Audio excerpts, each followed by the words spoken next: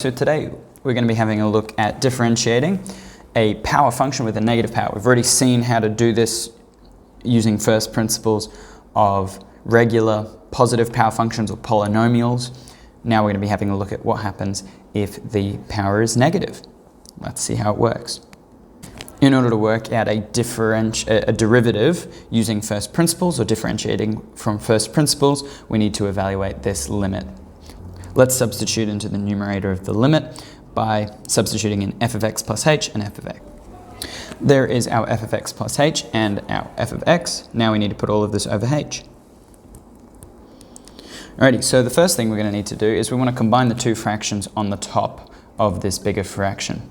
In order to do this, we're going to use cross multiplication. So let's have a go at doing that. So the 5 on the top left is going to get multiplied by x. The minus, which belongs to the 5 on the top right, is going to get multiplied by x plus h squared. And this is going to be over the multiplication of the two denominators, x plus h squared and x squared. All of this is over h.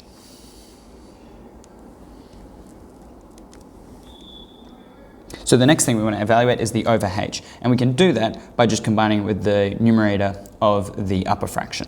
The denominator of the upper fraction, sorry. Here is our simplified fraction.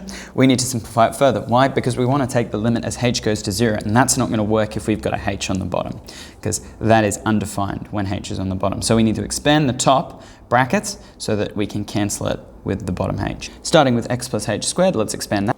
That's been successfully expanded. Now we need to expand the minus 5 outside of the x squared plus 2xh plus h squared.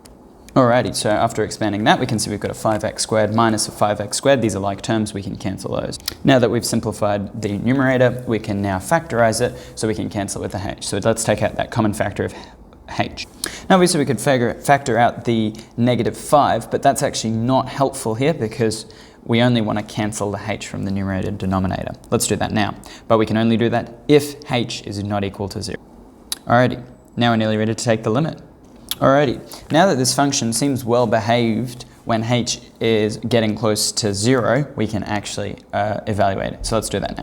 Alrighty, so now that we've done that, let's take the limit as h approaches 0. So on the top, we're going to get negative 10x minus 5 times 0, which is just 0. So we get negative 10x on the top. And on the bottom, we get x squared times x plus 0 squared, which is just x squared, x squared. We can cancel one of the x's with the x on the top.